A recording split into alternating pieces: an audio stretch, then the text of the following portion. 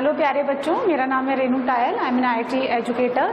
और चलो आज अपना नेक्स्ट टॉपिक स्टार्ट करते हैं। हाँ जी प्यारे बच्चों, मेरा नाम है रेनू टायल और आज हम एक AIEEE का चैप्टर स्टार्ट करेंगे विच इज़ मैथमेटिकल रीजनिंग। ठीक है, तो बहुत छोटा सा चैप्टर है और कंसेप्ट समझने के बाद, जो भी इसके कंसेप्ट है वो समझने के बाद बहुत ईजी भी है। तो देखिए कुछ डेफिनेशंस मैंने यहाँ लिखी है। Logic, it is the subject that deals with the methods of reasoning. हम लोग क्या पढ़ रहे हैं? मैथमेटिकल रीजनिंग पढ़ रहे हैं और वो जो है वो लॉजिक के अंदर आता है। तो logic is the subject that deals with the methods of reasoning. उसके बाद क्या है? ये है सेंटेंसेस।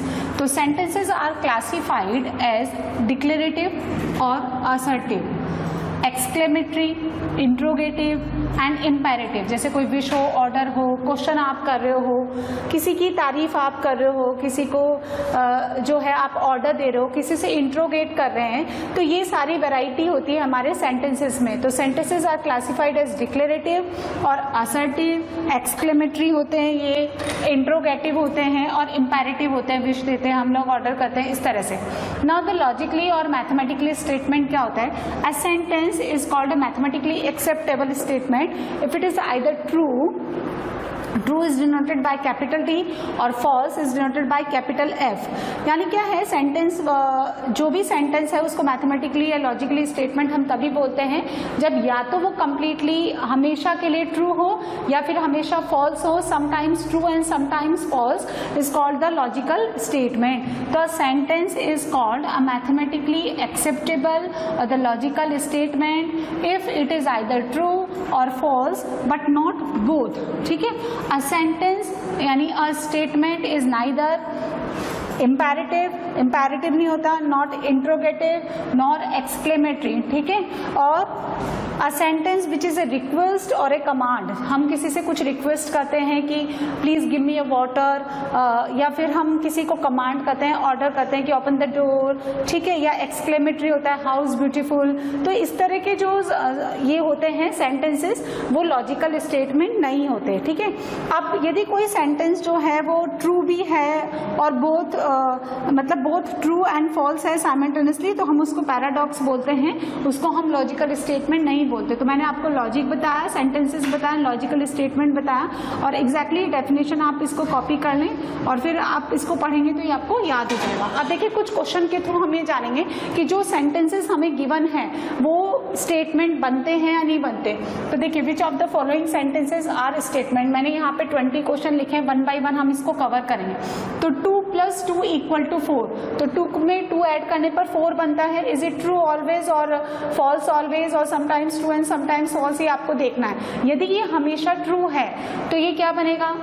ये लॉजिकल स्टेटमेंट बनेगा। हमेशा फॉल्स है तो भी स्टेटमेंट बनेगा। लेकिन कभी कभार ट्रू है, कभी कभार फॉल्स है, तो लॉजिकल स्टेटमेंट नहीं है। तो 2 + 2 = 4 इज ऑलवेज ट्रू, तो ये लॉजिकल स्टेटमेंट है। Yes, sum of the 2 numbers are always negative. हम देखो क्या है, यदि दोनों नंबर्स आपका पॉजिटिव है, ठीक है, तो उनका सम क्या है? पॉजिटिव बनेगा। इफ बोथ आर नेगेटिव तो उनका सम क्या बनेगा? नेगेटिव बनेगा। यदि पॉजिटिव वाले का मैग्नीट्यूड बड़ा है नेगेटिव वाले से तो वो पॉजिटिव बनेगा, और नेगेटिव वाले का मैग्नीट्यूड बड़ा है पॉजिटिव से तो नेगेटिव बनेगा। तो sum of the 2 numbers are always negative. तो ये क्या है? पॉजिटिव भी हो सकता है और नेगेटिव भी हो सकता है, इसलिए ये लॉजिकल स्टेटमेंट नहीं है। x + y is greater than 0, तो that depends on the values of x and y। हम नहीं बता सकते कि ये हमेशा ट्रू है या फॉल्स है, इसलिए ये भी क्या है? स्टेटमेंट नहीं है। All prime numbers are odd numbers. यदि हम 2 की बात करें, प्राइम नंबर्स के क्या क्या होते हैं? देखिए 2, 3, फिर उसके बाद 5 आता है, 7 आता है, इस तरह से। तो अगर हम ठीक है इसके बारे में बात करें 2 के बारे में, तो 2 इवन प्राइम नंबर है एंड 3, 5, 7 उसके अलावा जितने भी प्राइम नंबर्स हैं वो ऑड प्राइम नंबर्स हैं। तो आप ये नहीं कह सकते कि ऑल प्राइम नंबर्स और ऑड नंबर्स हैं, ये हमेशा ट्रू या फॉल्स नहीं है। तो ये क्या हो जाएगा? नो हो जाएगा। 4 is a prime number. 4 prime number होता है क्या? 4 इज ए प्राइम नंबर? नहीं, तो 4 प्राइम नंबर नहीं है, 4 कंपोजिट नंबर है। तो 4 जो है prime number is a prime number, ये हमेशा क्या हो गया? फॉल्स, इसलिए ये क्या हो गया? Statement. London is in America, ये हमेशा फॉल्स रहेगा, इसलिए yes.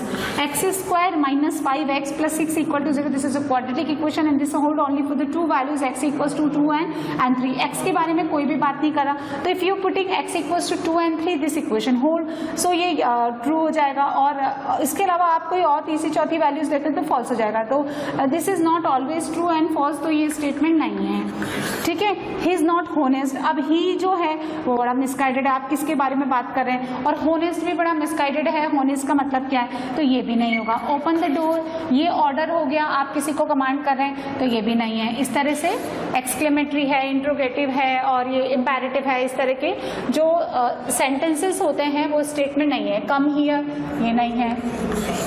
Are you going to Delhi, ये नहीं है। व्हाट एन इंटेलिजेंट स्टूडेंट, ये नहीं है।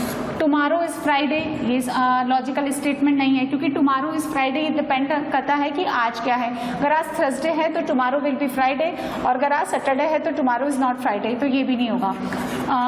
Next one is women, women is intelligent then man, ये बड़ा मिसगाइडेड है, तो इसको भी आप नो कर ले। मैथ्स इज फन, एक तो देखो फन ये स्टूडेंट पे डिपेंड करता है, दूसरा ये फन मिसगाइडेड है, तो ये भी नहीं होगा। मे गॉड ब्लेस यू, ये कैसा हो गया, देखो ये विश वाला हो गया, इम्पेरेटिव टाइप का हो गया, ये नहीं है। Give me a glass of water, this is the commanding and order हो गया ये, सो ये भी आपका लॉजिकल स्टेटमेंट नहीं है। हाउ ब्यूटीफुल, ये भी नहीं होगा, ठीक है। उसके बाद 19, Kashmir is far from here, अब ये डिपेंड करता है कि फार फ्रॉम हियर, हियर पे डिपेंड करता है कि कश्मीर यहाँ से बहुत दूर है, तो वो यहाँ पे डिपेंड करता है कि हम किसके रेस्पेक्ट में बात कर रहे हैं, ठीक है। तो ये भी लॉजिकल स्टेटमेंट नहीं है। लॉजिकल स्टेटमेंट मतलब कोई लॉजिक आना चाहिए कि आप कोई भी सेंटेंस बात कर रहे हैं तो उसमें एक मैथमेटिकली लॉजिक निकल के आना चाहिए, तो that is called the logical statement. यानी या तो हमेशा ट्रू हो या हमेशा फॉल्स हो, तो logical statement. If sometimes true sometimes false, that this is not the logical statement. 40 days in a month, this is always false, किसी भी महीने में 40 दिन नहीं होते हैं, दिस इज ऑलवेज फॉल्स,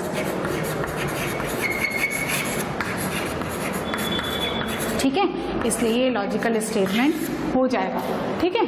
तो देखिए हमने 20 क्वेश्चन कवर किए, 2 + 2 = 4, ये हो जाएगा, ठीक है। सम ऑफ द 2 नंबर्स, ये समझ में आ गया। x + y > 0, ये नहीं है। All the prime numbers are odd numbers, ये लॉजिकल स्टेटमेंट नहीं है, because this is sometimes true sometimes false. 4 is a prime number, तो ये क्या है कि हमेशा 4 प्राइम नंबर नहीं है, हमेशा फॉल्स रहेगा, तो यस है। लंदन इज इन अमेरिका, हमेशा रॉन्ग है, इसलिए ये करेक्ट, ये लॉजिकल स्टेटमेंट हो जाएगा। ये कभी ट्रू है, this is true only for the 2 numbers, so ये लॉजिकल स्टेटमेंट नहीं है। और ये रिमेनिंग x की वैल्यूज के लिए होल्ड नहीं करेगा। ही इज नॉट होनेस्ट, तो that depends on the he, और होनेस्ट भी मिसगाइडेड है कि आप होनेस्ट किस टर्म में बात कर रहे हैं। ओपन द डोर, ये सब क्या है, come here, are you going to Delhi, ये सब इंट्रोगेटिव, एक्सक्लेमेटरी, इम्पेरेटिव, इस तरह के जो सेंटेंसेस होते हैं ये लॉजिकल स्टेटमेंट नहीं कहलाते। टुमारो इज फ्राइडे, ये भी नहीं है। ये ट्रू भी हो सकता है, फॉल्स भी हो सकता है। तो कुल मिलाकर के देखिए आपको ये जो इतना सा जो मैंने समझाया उसमें क्या समझना है कि sentence is called a mathematical acceptable statement, यानी logical statement if it is either true और फॉल्स, बट नॉट बोथ, दोनों नहीं होना चाहिए। यदि ये दोनों है, कभी कभार ट्रू बनता है, कभी कभार फॉल्स बनता है, कुछ वैल्यूज के लिए ट्रू हो रहा है, कुछ वैल्यूज के लिए फॉल्स हो रहा है, जैसे x + y > 0, तो ये लॉजिकल स्टेटमेंट नहीं है। ये समझ में आया आपको? तो नेक्स्ट देखिए हम देखते हैं ट्रुथ टेबल। तो ट्रुथ टेबल क्या होता है, ये किसी भी जो स्टेटमेंट होता है उसके ट्रुथ वैल्यूज देता है ना, तो इट प्रोवाइड्स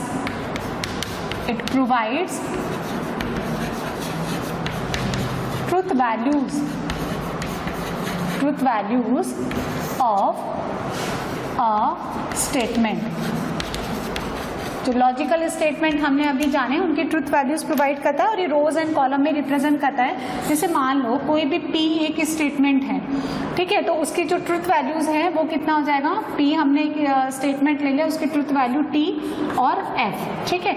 तो ये कितनी हो जाएंगी, 2 रोज हो जाएगा, 1 कॉलम हो जाएगा। अब जैसे मान लीजिए 2 हैं, ठीक है, P एंड Q, ये ट्रुथ टेबल्स 2 स्टेटमेंट्स के लिए, P एंड Q के लिए, तो TT, दोनों TT हो जाए, TF, फिर FT, FF।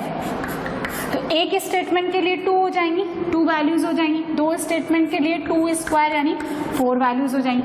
अगर आपके पास 3 स्टेटमेंट्स हैं, देखिए तो उनकी ट्रुथ टेबल देखो कैसे बनाते हैं, पी क्यू आर, इसको फिक्स कर लें आप टी पे, टी टी टी टी, पहले इसको फिक्स कर लें, ठीक है, क्योंकि ये क्या है 4 बार एडजस्ट होते रहेंगे।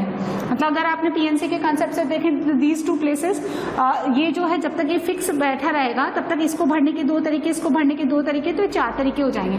यहाँ पे आप एफ एफ कर लें, अब इसको एडजस्ट कर लेते हैं, देखो ये कितना हो जाएगा टी टी, फिर टी एफ, फिर एफ टी, ठीक है, और फिर एफ एफ, फिर यहाँ एफ आ गया, फिर टी टी, फिर कितना हो गया T F T and then F F, तो कितना हो जाएगा 2�3, यानी 8 हो गए। अब अगर आपके पास n है, n स्टेटमेंट्स हैं, तो उसकी ट्रुथ वैल्यूज कितनी हो जाएगी 2⁻n। ये बिल्कुल वैसा ही है जैसे एक कॉइन को छाने पर भी have the 2 cases, either head appears या फिर टेल अपीयर्स। तो हम लिखते हैं एच टी, फिर हम लिखते हैं T T, T H, H T, H H, उसी तरह से है ये, है ना। अब हम नेक्स्ट पढ़ेंगे, देखिए negation, negation of a statement, negation of a statement यानी denial, ठीक है, of a statement। जैसे सेट्स के टर्म्स में बात करें तो happening of A event and non happening of A event. तो अगर पी आपका कोई स्टेटमेंट है तो उसका जो नेगेशन है उसको रिप्रेजेंट करते हैं इस तरह से, ये कर्ली ब्रेव बनाया और उसके आगे पी।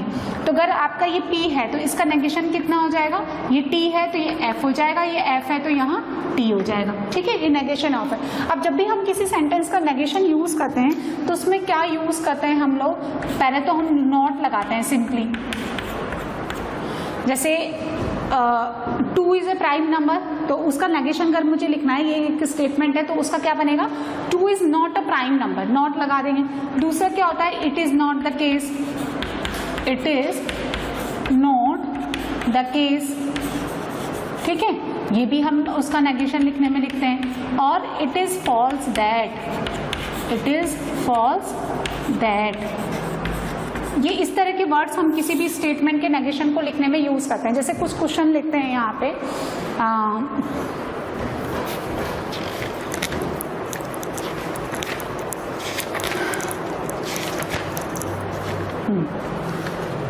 जैसे कुछ क्वेश्चन आप नेगेशन लिखने में समझे। कंसीडर द स्टेटमेंट, एक स्टेटमेंट आपको गिवन है, new Delhi is a city, ठीक है, इसका हमें क्या है नेगेशन देखना है। तो हम क्या लिखेंगे, सिंपली देखो इसका नेगेशन ऑफ टी क्या क्या हो सकता है, new Delhi is not a city, not लगा दें सिंपली। और क्या लिख सकते हैं, ठीक है, it is false that New Delhi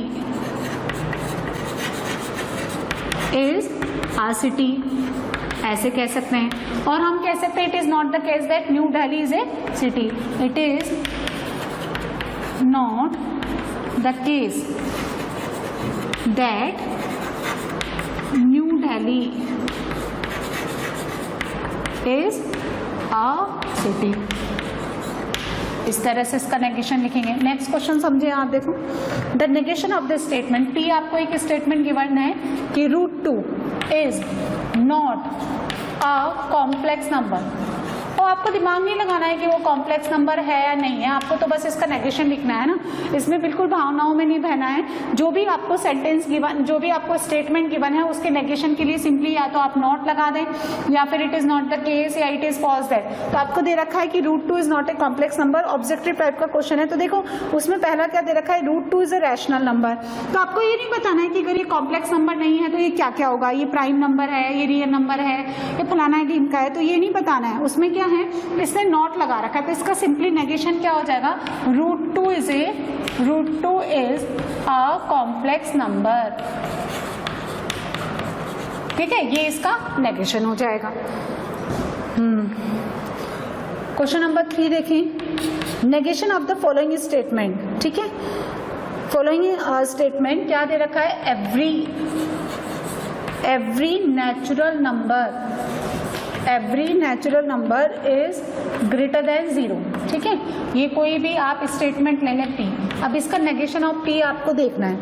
ये क्या कह रहा है, every natural number is less than 0, every natural number is less than और इक्वल टू 0। पहला ये क्या बोल रहा है, देखो ए आपको ऑप्शन दे रहा है कि every natural number is less than 0। B option क्या दे रखा है कि every natural number is less than और इक्वल टू 0। सी में आपको ऑप्शन दे रहा है there exist a natural number which is not greater than 0, ठीक है। और डी इसने दे रखा है नन ऑफ दिस। तो ये क्या कह रहा है कि every natural number is greater than 0, her natural number जो है वो 0 से बड़ा है, ठीक है। आपको ये नहीं देखना है कि ये ट्रू है या फॉल्स है, इसका बस हमें क्या करना है, नेगेशन लिखना है। तो हर नेचुरल नंबर ग्रेटर देन 0 से बड़ा है, तो आपको ये प्रूव करने की जरूरत नहीं है कि every natural number is less than 0, ठीक है। इसका मोस्ट अप्रोप्रिएट क्या होगा कि अगर आप एक भी ऐसा नंबर प्रूफ कर दें जो 0 से बड़ा नहीं है, यानी there exist a natural number which is not greater than 0, एक भी ऐसा नंबर निकाल देते हैं जो इसको डिनाय करता है, क्योंकि नेगेशन का मतलब डिनाय होता है, तो वो ज़्यादा अप्रोप्रिएट यानी मोस्ट अप्रोप्रिएट इन चारों में से क्या होगा कि every natural number is less than 0, ये नहीं होगा। Every natural number less than equal to 0, ये भी नहीं होगा। There exist a natural number which is not greater than 0, यहाँ पे मतलब यहाँ पे एक नंबर ऐसा एग्जिस्ट करता है जो 0 से बड़ा नहीं है, तो सी आंसर आएगा इसका, ठीक है। नेक्स्ट देखिए आप क्वेश्चन नंबर 4, ऐसा ही है। ये देखो एक स्टेटमेंट दे रखा है, everyone in Germany speaks German. तो which of following is not negation of P, ठीक है। तो नेगेशन ऑफ P देखो, ऑप्शन देखिए, ऑप्शन में क्या क्या दे रखा है, नॉट एवरीवन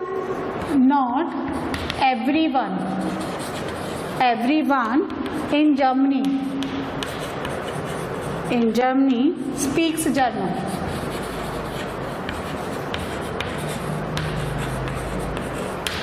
बी ऑप्शन देखें, no one in Germany speaks German। मतलब इसने तो ये कह दिया कि सारे के सारे डिनाई कर दे, जबकि मैं कह रही हूँ कि अगर आप किसी एक के लिए भी कह देते हो कि भाई ये कह रहा है everyone in Germany speaks German, तो अगर आप ये भी प्रूफ कर देते हो कि एक सिंगल पर्सन भी वहाँ पे जर्मन स्पीक नहीं करता है, तो वो इसका नेगेशन हो जाएगा। आपको ये प्रूफ करने की जरूरत नहीं कि no one in Germany speaks German, तो ये वाला इसका नेगेशन नहीं है, ठीक है। फिर भी मैं आपको सी बताती हूँ, देखो क्या दे रखा है, there are person in Germany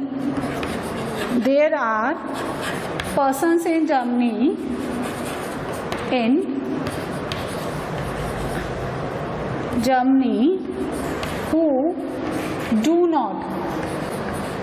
not speak German। और डी भी देख लें, डी क्या दे रखा है, there is at least one person, ये करेक्ट है। देयर इज एटलीस्ट मतलब ये नेगेशन होगा, there is at least one person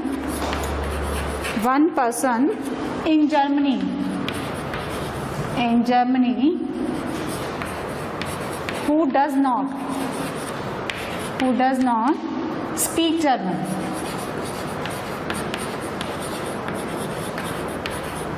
ठीक है, तो not everyone in the Germany speak German, ये नेगेशन ऑफ P है, ये करेक्ट है।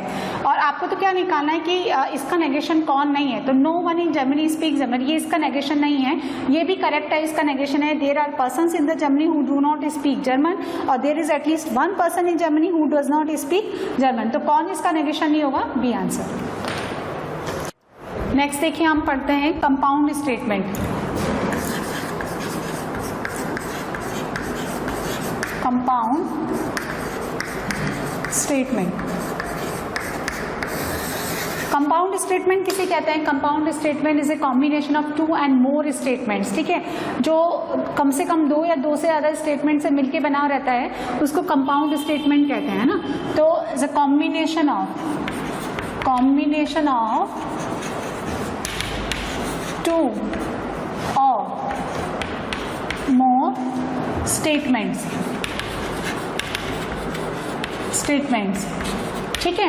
एंड ईच स्टेटमेंट्स, जो हम कह रहे हैं कि जो हर एक सेपरेट जो स्टेटमेंट्स हैं उनको हम क्या बोलते हैं, सब स्टेटमेंट्स या कंपोनेंट्स, ठीक है। एंड ईच स्टेटमेंट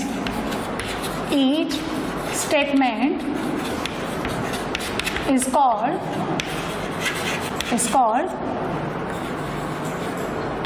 कंपाउंड, है ना, कंपोनेंट बोलते हैं, कंपोनेंट स्टेटमेंट। तो मैं आपको देखो कुछ एग्जाम्पल बताती हूँ। क्वेश्चन नंबर 1, आप समझिए इसको। आपको गिवन है there is something wrong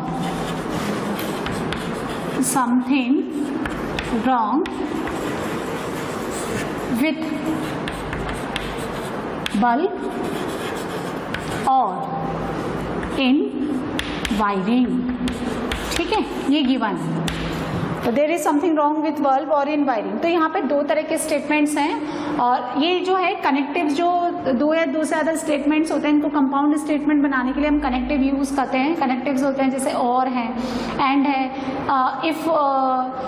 if then है, इफ एंड ओनली इफ है। इस तरह से कनेक्टिव्स हम यूज़ करके दो या दो से ज़्यादा जो ये स्टेटमेंट्स होते हैं उनको कंबाइन करते हैं। तो देयर इज यहाँ कनेक्टिव कौन है, और है। तो अब हम इसको कंपोनेंट में कैसे कन्वर्ट करेंगे, पी। यहाँ हो गया there is something wrong with bulb, ठीक है, ये हो गया। और दूसरा क्या हो गया, there is something wrong in wiring, ठीक है। नेक्स्ट देखो, a triangle can be a scalene और इक्विलेटरल, ठीक है। अब इसको कंपोनेंट स्टेटमेंट तोड़ते हैं। तो a triangle can be scalene triangle, ठीक है। और क्या लिख सकते हैं हम, क्यों, a triangle can be equilateral triangle,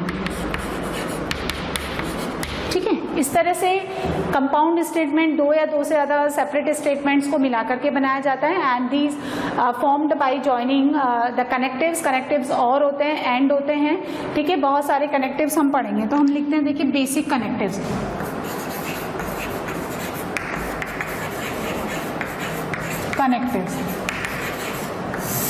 ठीक है। इसमें हम सबसे पहले पढ़ते हैं एंड, इसको बोलते हैं हम कंजक्शन, ठीक है।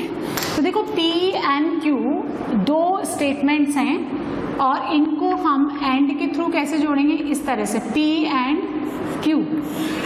If P and Q are any two statements, तो इनका जो कंपाउंड स्टेटमेंट है वो कैसे बनेगा, P and Q। एंड बिल्कुल मैथमेटिकल रीजनिंग में वैसे ही बिहेव करता है जैसे सेट्स में इंटरसेक्शन बिहेव करता है। और इसकी ट्रुथ टेबल क्या होती है, देखिए, P and Q, TT, TF, FT and FF। अगर आपको P एंड Q की ट्रुथ टेबल बनानी है तो ये ट्रू कब होता है, जैसे इंटरसेक्शन निकालते हैं हम। तो जैसे ये हमने वेन डायग्राम बनाया, आप इससे भी देख सकते हैं, ये बिल्कुल जैसे सेट थ्योरी की तरह ही होता है। ये P एक इवेंट है, ये Q एक इवेंट है, ये पूरा P हो गया, ये आपका Q हो गया, ये पूरा यूनिवर्सल सेट हो गया आपका। अब एंड का मतलब होता है ये दोनों कॉमन, जो दोनों में साइमल्टेनियसली आए वो क्या कहलाता है, P इंटरसेक्शन Q। ये बिल्कुल वही है, जब दोनों साइमल्टेनियसली ट्रू होते हैं तो ये ट्रू हो जाएगा। एक भी अगर फॉल्स हुआ तो फॉल्स हो जाएगा। जब एक भी फॉल्स होने पर ये फॉल्स हो रहा है तो दोनों जब ये फॉल्स हुआ तो क्या हो जाएगा, ये फॉल्स हो जाएगा। ये इसकी ट्रुथ टेबल कहलाती है। हाँ, तो P एंड Q की ट्रुथ टेबल, ये ट्रुथ कब होता है, जब दोनों साइमल्टेनियसली TT हो। और ये फॉल्स कब होगा, जब at least one out of P and Q statements are false, ठीक है। नेक्स्ट देखिए, सेकंड और, इसको हम पढ़ते हैं डिसजंक्शन।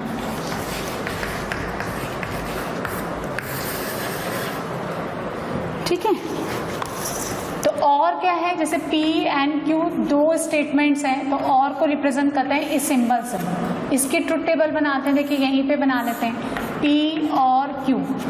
इसका मतलब क्या होता है P और Q का, देखो हम सेट थ्योरी में देखें तो ये वेन डायग्राम हम बनाते हैं, P इवेंट्स हो गया, Q हो गया, तो P और Q का मतलब होता है एटलीस्ट वन ऑफ P और Q, कम से कम कोई एक, दोनों भी हो सकता है। ठीक है, तो ये P और Q रिप्रेजेंट करता है। तो अगर ये दोनों TT है तो T होगा, कोई भी एक भी T है तो ये T हो जाएगा, ये T, और अगर दोनों फॉल्स है तो ये फिर फॉल्स हो जाएगा। ठीक है, तो एक्चुअली क्या होता है कि जो इंटरसेक्शन है वो जो एंड है वो इंटरसेक्शन की तरह बिहेव करता है, और HCF की तरह मान लो कि दोनों नंबर कॉमन होने चाहिए, और जो और है वो यूनियन की तरह बिहेव करता है सेट्स में, और ये बिहेव करता है LCM की तरह, यानी कोई भी नंबर का दोनों में से किसी एक में भी कॉमन फैक्टर है तो हम उसको ले लेंगे। तो ये और की टेबल हो गई। ठीक है, इसमें दो तरह के टाइप्स होते हैं। पहला होता है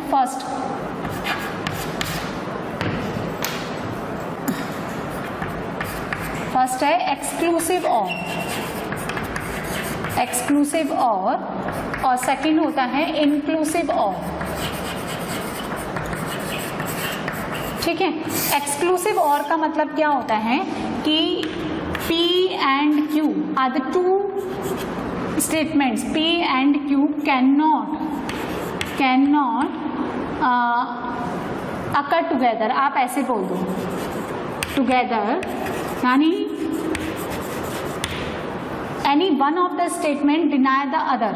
Any one of the statement deny the other, दोनों एक साथ नहीं हो सकते, तो एक्सक्लूसिव और है। और इसमें क्या है कि both the statements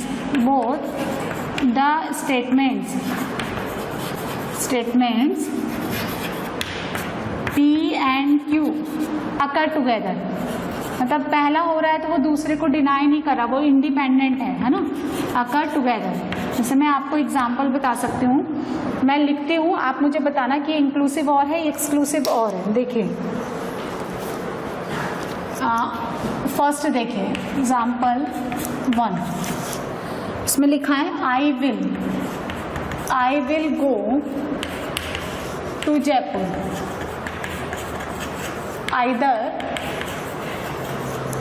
either by bus और ट्रेन। तो हमने कनेक्टिव क्या यूज किया, और आपको बताना है ये इंक्लूसिव और है या एक्सक्लूसिव और है। Second, you can take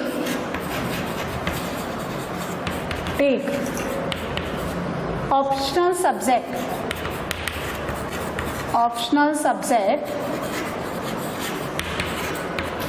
as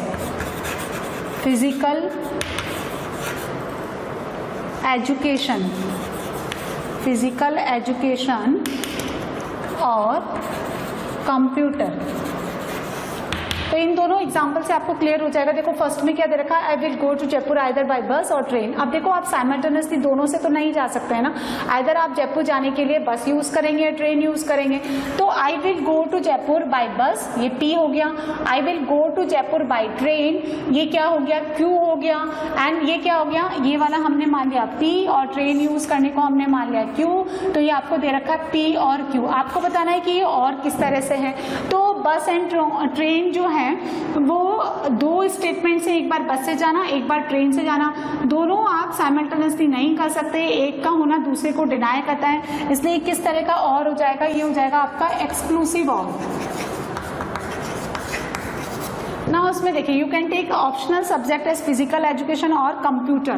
तो आप क्या है ऑप्शनल सब्जेक्ट में कंप्यूटर भी ले सकते हैं, फिजिकल एजुकेशन भी ले सकते हैं, आप दोनों ले सकते हैं। ठीक है, तो एक दूसरे को डिनाई नहीं करते हैं। तो इसमें भी क्या P और Q लगा हुआ है। और इसमें किस तरह का आएगा ये और, ये आएगा इंक्लूसिव और,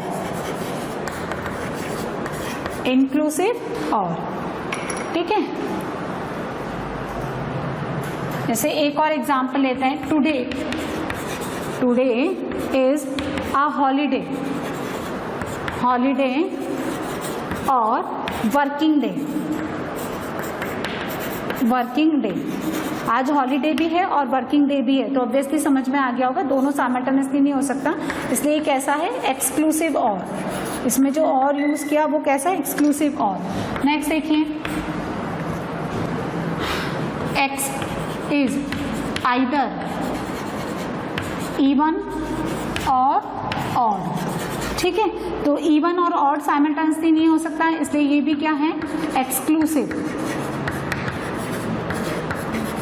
और।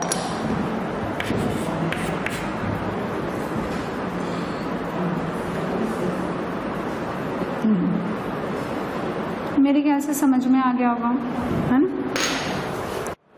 चलिए देखो, ये समझ में आ गया होगा आपको इंक्लूसिव और किसको बोलते हैं, एक्सक्लूसिव और कैसे किसको बोलते हैं, ट्रुथ टेबल क्या होती है और की और एंड की। अब जैसे एक दो क्वेश्चन और मैं लिखूं तो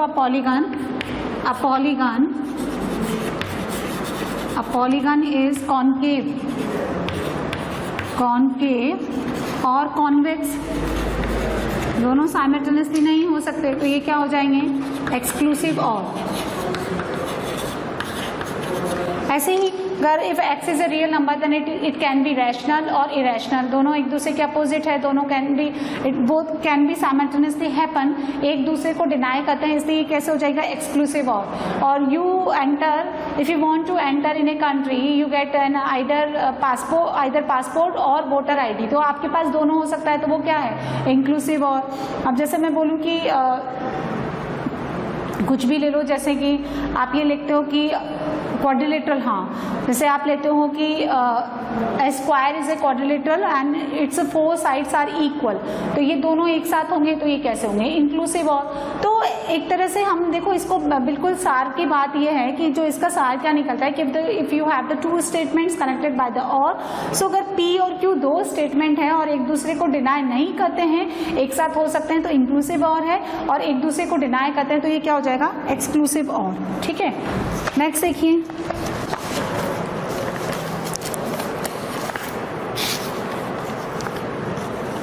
अब इसमें क्या है, वैसे तो ये इतना इम्पोर्टेंट नहीं है, नेक्स्ट होते हैं क्वांटिफायर्स। ये क्या होता है, देयर एग्जिस्ट, जैसे ये सिंबल यूज करते हैं ना, देयर एग्जिस्ट,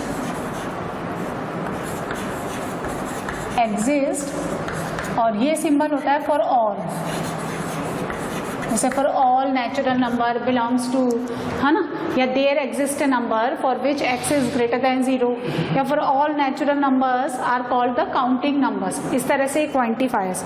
नेक्स्ट देखिए होता है कंडीशनल कनेक्टिव्स, कंडीशनल कनेक्टिव्स, इसमें हम पढ़ेंगे first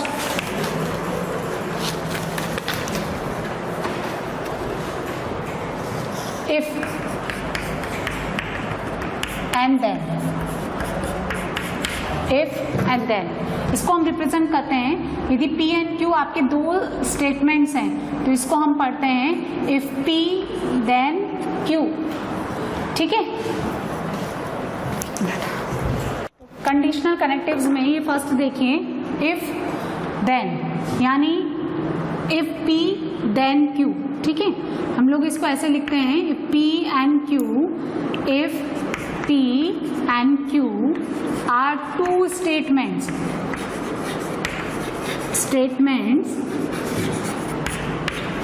then if P then Q, इसको ऐसे रीड करेंगे, और इसको ऐसे भी रीड करते हैं, read as P implies Q, P implies Q। Generally हम लोग देखो जब मैथ्स वगैरह में कुछ भी लिखते हैं तो लिखते ही हैं कि implies that, इक्वेशन करके हम लिखते हैं implies that, तो if then if P then Q। अब ये जो पहले लिखा हुआ रहता है इसको बोलते हैं antecedent,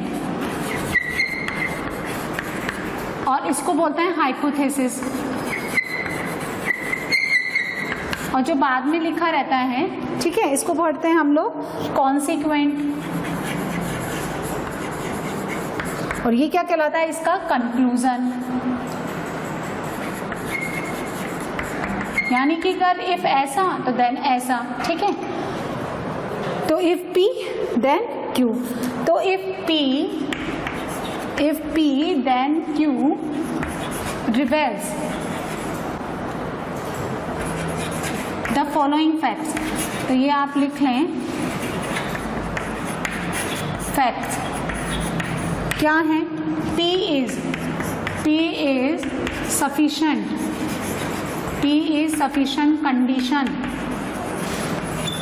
condition for Q. Second, Q is necessary condition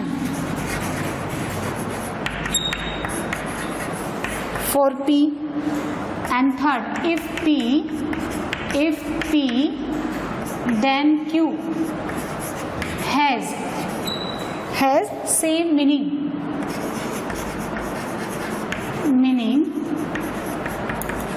as negation of Q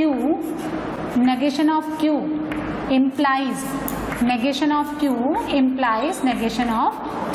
अब देखिए इसकी ट्रुथ टेबल बनाते हैं, और ये ट्रुथ टेबल आपको लर्न करनी है क्योंकि बहुत सारे क्वेश्चन तो ट्रुथ टेबल से ही होंगे, ठीक है। तो ये कितना हो गया यहाँ पे, P इम्प्लाइज Q, इसकी ट्रुथ टेबल हो गई 2/2 की बनेगी ये TT, TF, FT और FF। अब देखो अगर आपका P ट्रू है, आपका हाइपोथेसिस ट्रू है तो कंक्लूजन भी ट्रू है, तो ये P इम्प्लाइज Q भी ट्रू हो जाएगा। यदि आपका हाइपोथेसिस ट्रू है लेकिन कंक्लूजन फॉल्स है तो ये फॉल्स हो जाएगा। लेकिन अगर इन बोथ द केसेस अगर आपका हाइपोथेसिस ही क्या है, फॉल्स है, तो ये कंक्लूजन कुछ भी हो उस पर डिपेंड नहीं करता, ये हमेशा क्या हो जाएगा, T। तो ये ध्यान रखना आपका, ये TT है तो ये भी T हो जाएगा, ये TF है तो ये F हो जाएगा, ये FF है, यदि ये फॉल्स है तो फिर ये कुछ भी हो ये हमेशा कितना रहेगा, T रहेगा, ठीक है। और अब ये कह रहा है कि ये इसके इक्वलेंट है, तो हम निकालते हैं नेगेशन ऑफ Q, फिर हम निकालेंगे negation of P। Negation of Q निकालेंगे, देखो ये यहाँ से F T F T, negation of T कितना हो जाएगा, F F T T। अब आपको निकालना है negation of Q implies negation of P, ठीक है। और इसको कई बार इस तरह से भी लिखते हैं, देखिए P इम्प्लाइज Q लिखा, इस तरह से भी बनाते हैं हम, P implies Q, single arrow बना दो या इस तरह से बना दो, एक ही बात। तो negation of Q implies negation of P, ये F है, जब ये F है तो ये कुछ भी हो ये हमेशा T रहेगा, ये T है F है तो ये F हो जाएगा, ये F है तो वापस T हो जाएगा, ये T है और ये T है तो T हो जाएगा, ठीक है। तो आप ध्यान से देखो T F T T, ये this one P implies Q, इसकी ट्रुथ टेबल क्या बन रही है, T F T T। और negation of Q implies negation of P, इसकी ट्रुथ टेबल भी क्या बन रही है, सेम, इसलिए इनका मीनिंग सेम है, ठीक है। अब जैसे इसके कुछ एग्जांपल्स हैं, आप देखिए, if x equal to 4 then x square is equal to 16। तो इसमें देखो दो कंपोनेंट्स हैं, दो सेपरेट स्टेटमेंट क्या हैं, x इक्वल टू 4 और दूसरा q क्या है, x स्क्वायर इक्वल टू 16। और ये किससे कनेक्टेड है, P इम्प्लाइज Q से, इस तरह से, ठीक है। तो ये मैं आपको लिख करके बता रही हूँ कि भाई इससे कैसे जो है ये कंपाउंड स्टेटमेंट बनेंगे। जैसे if ABCD is a parallelogram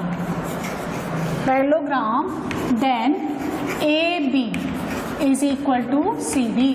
तो दो कंपोनेंट्स जो हैं, दो component statements are connected by if then.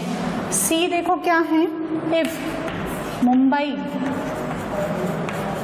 Mumbai is in England then 2 + 2 is equal to 5। D देखें क्या दे रखा है, if Shikha works hard If Shikha works hard, then it will rain today. अभी क्या बोल रहा है उसमें नहीं उलझना है, आपको देखना है कि इसने दो स्टेटमेंट्स को इफ और देन से कैसे कनेक्ट किया है, ठीक है। अब इसमें देखो दो तीन चीजें आपको जाननी है। एक तो होता है कि let P and Q are two statements, ये दो स्टेटमेंट्स हैं, तो P इंप्लाइज Q, ठीक है। इसका हम क्या पढ़ेंगे, कॉन्ट्रा पॉजिटिव। कॉन्ट्रा पॉजिटिव का मतलब होता है कन्वे द सेम मीनिंग, ठीक है, कन्वे सेम मीनिंग। जो ओरिजिनल हमने डेफिनेशन लिखी, जैसे कि हम सिनोनिम्स पढ़ते हैं, ठीक है, एक ही वर्ड के बहुत सारे नाम हो जाते हैं, वैसे ही कॉन्ट्रा पॉजिटिव का मतलब है P implies Q। P implies Q is equivalent to क्या लिखा था हमने, देखो वहां बनाया था negation of Q implies negation of P, यानी इसकी ट्रुथ टेबल और इसकी ट्रुथ टेबल सेम आती है। सेकंड देखो हम पढ़ेंगे contradiction, contradiction of P implies Q। इसका मतलब क्या होता है, देखो contradiction of P implies Q is Q implies negation of P, है ना, Q implies negation of P। देखो ऐसा है, एक एग्जाम्पल है इसका। कॉन्ट्राडिक्शन का मतलब क्या होता है, जैसे हम बहुत सारी थ्योरम्स प्रूव करते हैं, तो पहले हमें जैसे प्रूव करना है कि √2 इज एन इरेशनल नंबर, तो हम ये ले लेते हैं कि भाई नेचुरल नंबर नहीं है, इंटीजर्स नहीं है। फिर हम ले लेते हैं कि सपोज ये रैशनल नंबर है, P/Q के फॉर्म में लिख करके उसको अपोजिट रॉन्ग प्रूफ कर देते हैं, तो वो कॉन्ट्राडिक्शन हमने प्रूफ कर दिया, ठीक है। तो हम ये फाइनली बोल देते हैं कि नेचुरल नंबर नहीं है, इंटीजर्स नहीं है, √2 रैशनल नंबर भी नहीं है क्योंकि P/Q के फॉर्म में नहीं लिख सकते हैं, ठीक है। तो अब वो क्या हो जाएगा, इरेशनल हो जाएगा। तो contradiction of P implies Q का मतलब होता है Q implies negation of P, है ना, रिवर्स में हम प्रूफ कर देते हैं। तो जैसे क्या है कि एक एग्जाम्पल है इसमें, जैसे मैं लिखती हूँ, देखो बुच इज मैरिड, इससे आपको समझ में आ जाएगा। बुच इज मैरिड टू, जो भी है, brave. Butch is married to brave, but brave is not married to Butch।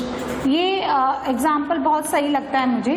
देखो क्या है कि P implies Q but Q is not implies P, है ना, नॉट आ गया ना, नेगेशन हो गया। ये P implies Q, उसका कॉन्ट्रडिक्शन क्या हो गया, Q is not implies P। तो P implies Q but Q is not implies P, यानी Butch is married to Brave but Brave is not married to Butch ही हो गया। तो कॉन्ट्रापोजिटिव तो होता है उसी का सेम जो है ट्रुथ टेबल, इसकी ट्रुथ टेबल इसकी ट्रुथ टेबल सेम है, तो ये एक दूसरे के कॉन्ट्रापोजिटिव है ना, कन्वे द सेम मीनिंग, ये दोनों इक्वल है। कॉन्ट्रडिक्शन क्या हो गया, P implies Q का हो गया Q implies negation of P। और थर्ड देखिए आप, ये होता है converse, converse of P implies Q, ठीक है, इज Q implies P। तो सिंपली क्या होता है कि लेफ्ट टू राइट और कन्वर्स यानी राइट टू लेफ्ट। तो converse of P implies Q is Q implies P। अब हम इसका नेगेशन भी निकालेंगे। तो देखो इनके जो नेगेशन है, हमने क्या है, एंड पढ़ा और पढ़ा, उसमें इंक्लूसिव और एक्सक्लूसिव और हमने रीड किया। उसके बाद मैंने आपको पढ़ा इफ देन, तो उसके बाद हम लोग एक और पढ़ लेते हैं, फिर सबके नेगेशन एक साथ करेंगे। तो नेक्स्ट है bye conditional, bye conditional, bye conditional connective. तो ये होता है if and only if, if and only if. इसको कैसे लिखते हैं, देखो यदि P एंड Q दो स्टेटमेंट्स हैं तो इसको लिखेंगे P on P if and only if, इस तरह से डबल एरो चलता है दोनों तरफ से। अभी तो हम क्या पढ़ रहे थे, P इम्प्लाइज Q, तो उसमें क्या एक ही साइड वन साइडेड एरो चल रहा है, अब इसमें दोनों साइड चलेगा। तो इफ एंड ओनली इफ, यानी हम कैसे रीड करेंगे इसको, P if and if, P if and only if Q, P if and only if Q, ठीक है। इसको ऐसे भी लिख सकते हैं हम। इसकी ट्रूथ टेबल देखते हैं, ये P एंड Q, तो P if and only if Q, ये कैसे बनेगा, देखो ये TT हो गया, ये TF, ये FT और ये FF। तो जब दोनों एक ही तरह की बात करेंगे तो ये ट्रू हो जाएगा, यानी ये TT है तो ये T, ये FF एक ही तरह, ये दोनों अलग बात कर रहे हैं तो ये कितना हो जाएगा FF, इस तरह से, ठीक है। जब दोनों TT है तो ये T हो जाएगा, जब दोनों फॉल्स फॉल्स है FF है तो ये T हो जाएगा, दोनों में से एक भी T और F है तो ये F हो जाएगा। तो P if and only if Q, ठीक है। तो statement P if and only Q, ठीक है, reveals the following facts.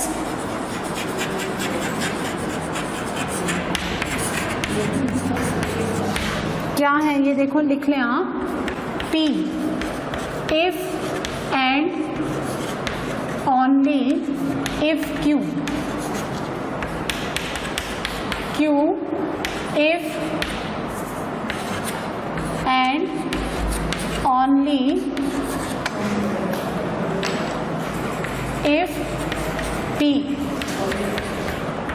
is necessary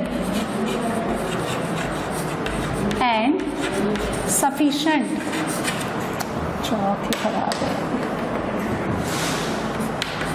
sufficient condition for Q and Q is necessary and sufficient condition for P, ठीक है। तो ये हो गया if and only if। तो ये चार चीजें हमने कवर की, एंड और में इंक्लूसिव एक्सक्लूसिव, फिर if then and if and only if, ठीक है।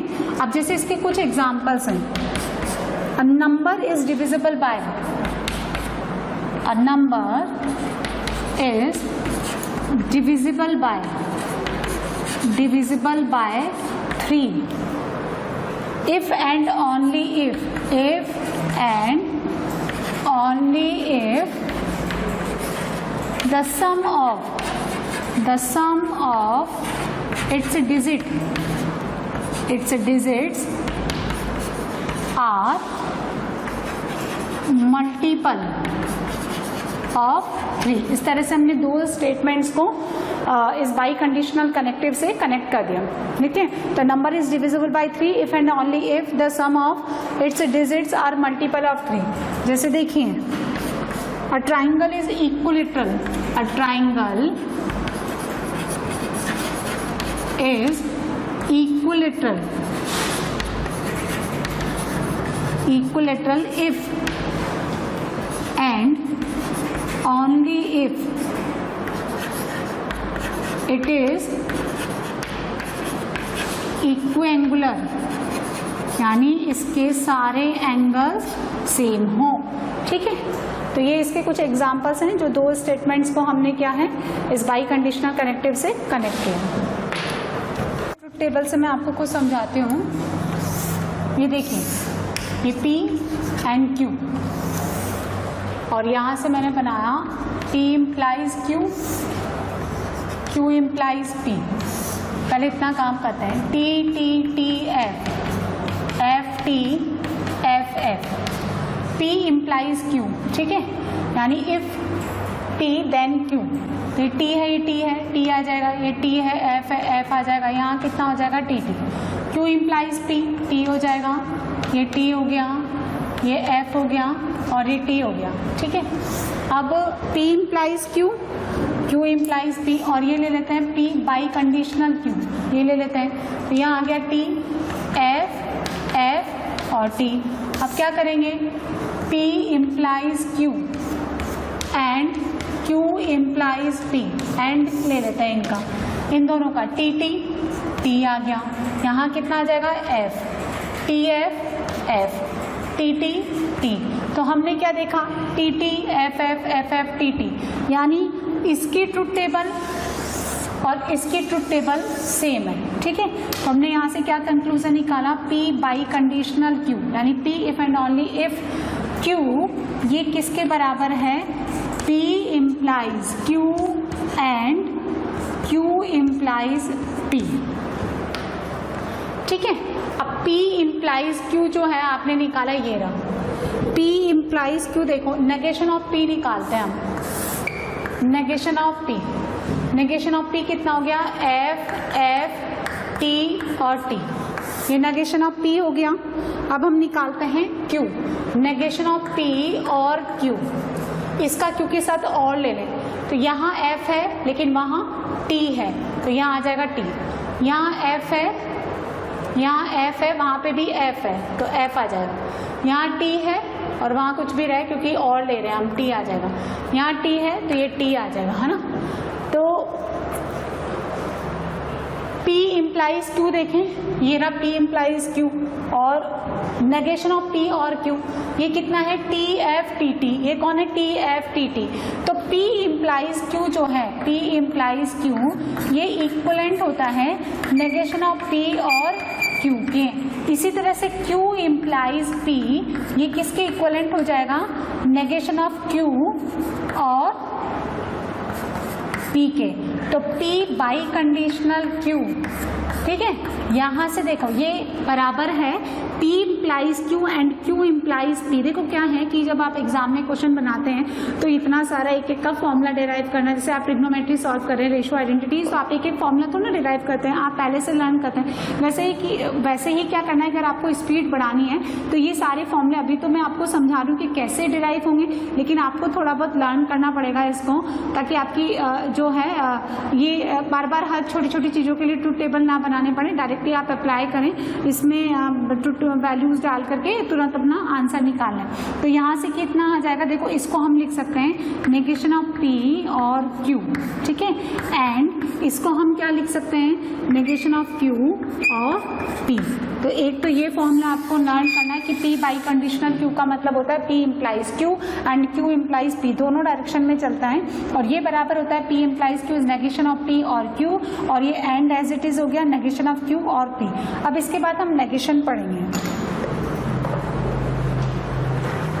तो बच्चों आपने ये वीडियो देखा, मेरा आपको ये सजेशन है कि आप वीडियो को मूवी की तरह ना देखें, पहले इसका जो थ्योरी पार्ट है, जो भी कंसेप्ट मैंने आपको पढ़ाया उसको अच्छे से समझें, और जो भी इलस्ट्रेशन मैंने थ्योरी के बाद जो भी एग्जांपल्स मैंने लिए हैं उनको आप पहले अपने आप से अटेम्प्ट करें, and if you face any difficulty तो फिर आप उसका सोल्यूशन देखें। आपको ये वीडियो कैसा लगा मुझे कॉमेंट सेक्शन में लिख करके ज़रूर बताएँ, और क्वेश्चन से रिलेटेड या थ्योरी से रिलेटेड जो भी आपकी क्वेरी है, जो भी आप डाउट्स हैं, वो भी आप मुझसे पूछ सकते हैं, और जितना हो सकेगा जल्दी से जल्दी मैं आपको डाउट्स क्लियर करने की कोशिश करूंगी। और ये वीडियो आपको अच्छा लगा तो आप अपने फ्रेंड्स के साथ शेयर करें, और लेटेस्ट इन्फॉर्मेशन के लिए लाइक करें, सब्सक्राइब करें, ताकि जितनी भी इन्फॉर्मेशन है हम लोग जो आपको प्रोवाइड करना चाहते हैं वो जल्दी से जल्दी आपको मिलती रहे। Thank you so much.